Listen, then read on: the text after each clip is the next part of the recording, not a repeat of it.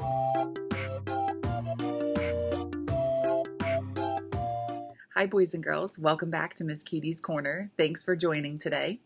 So today we're going to be talking about poetry, similar to what we did last Thursday. Last Thursday, we talked about a specific type of poetry, which was the colorful concrete poem. So I had my dog. I received a few poems from you, which were wonderful. Thank you so much for sharing those. Today we're going to be talking about a specific, not a type of poetry, but a genre of poetry, or what the poems are about. And so we're going to be talking about spring today.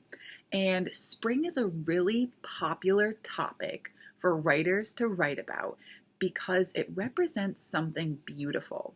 So all winter long, however, I should say we haven't had a very harsh winter, right? It's been pretty warm and we haven't had a lot of snow. But regardless, winter into spring represents something beautiful because it represents Mother Nature, or all the plants and the animals, and they're waking up and they're coming out of their hibernation, so to speak. And so a lot of writers love to write about spring because it represents this renewal or starting over again, because we haven't seen a lot of these plants or these buds and these leaves, these flowers, since last fall or perhaps even last summer. And now we're getting to see all of this wonderful beauty that Mother Nature brings us. And so writers really love to write about spring as a topic. And so today I thought I would start our time together with a read aloud of a poem about spring. Here is the poem. Let me position myself so you all can see it. Spring. The long cold winter is melting away. A single red bird was spotted today. Through the mist, the sun is peeking. Squirrels are about, an acorn seeking. New life has come to fields and woods. Kids venture out in sweatshirts with hoods. In just a few weeks, the river will flow. Blossoms on trees will be starting to show. There's still a chill in the springtime air. Winter is gone, but the memory is still there. Summer is waiting a few months beyond to warm the air in the meadow and pond. A gopher peers out from the holes that he makes. Springtime is when the whole world awakes. I thought that was a really beautiful poem, and I wanted to share that with you. This is just one example of a spring-related poem. And this poem, boys and girls, has a specific form to it. I'm not sure if any of you noticed, but try to think for a second about what was special about this poem. Let's think. Did it sound a specific way? It did. It had a rhyme to it. So let's see.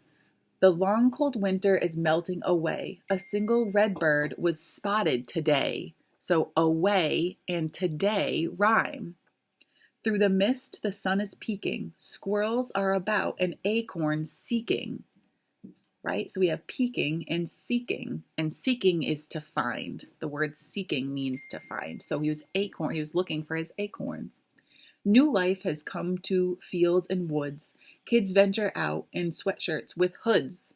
So we have woods and hoods as our rhyming words. So this poem takes a specific form. However, today I'm going to be writing a poem, and I'll have my camera on time lapse so you all can see my thought process and how I'm going to be thinking about writing my poem. But my poem isn't going to take a particular form like this. I love to read rhyming poems, but sometimes rhyming poems are hard to write because it really limits the amount of words you can use, right? So if you want to end your sentence with the word hat, you have to make your next sentence rhyme with hat. So you might want to use cat or bat. So today I'm going to write a free verse poem, which means a free verse poem doesn't follow any specific rule.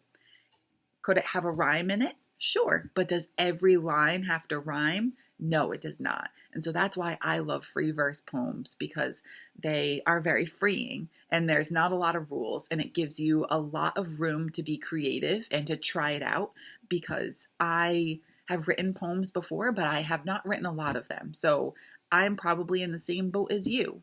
So let's get started. I'm going to be writing about the topic of spring, right? That's today's episode, is about writing poems that talk about spring and the awakening. And let's get started, and then let's see what we can think of.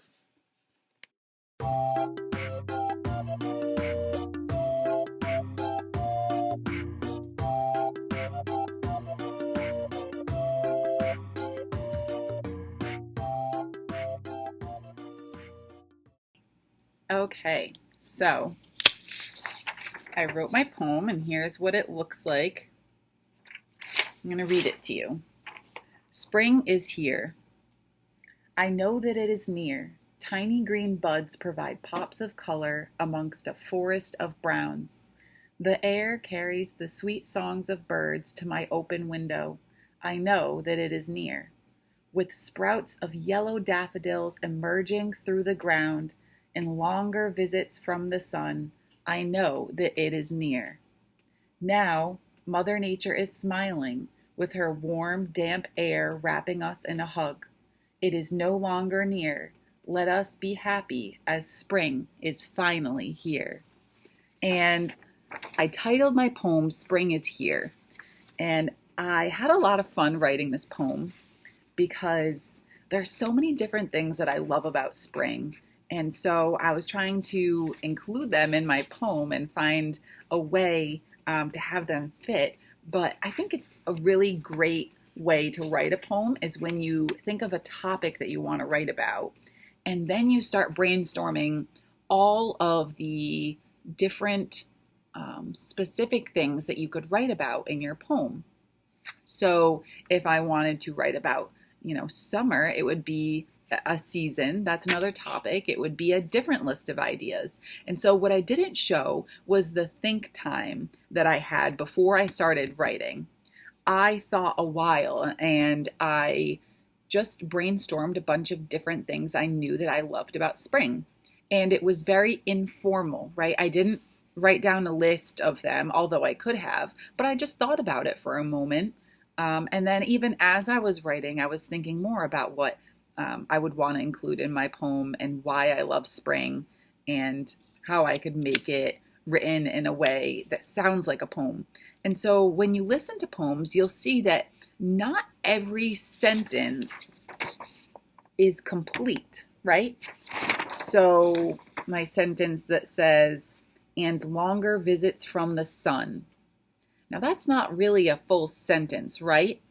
It would have to sound something like, I really like the longer visits from the sun. But in free verse poems, you have this freedom where it's free from rules and you can write down the thoughts that you have, and they don't always have to sound complete. And that's what's really great about poetry, is that anything you write can be a poem, and it's unique in its own way. And it doesn't follow the rules or the conventions, really, of standard writing. So I hope that you all really enjoyed this episode. And if you did happen to write a poem, and maybe you chose something that, a different topic, maybe you didn't choose to write about spring, which is totally fine. I would love to see them. If you'd like to share them and send them to my email, that would be wonderful. And I hope that you all have a great day off tomorrow.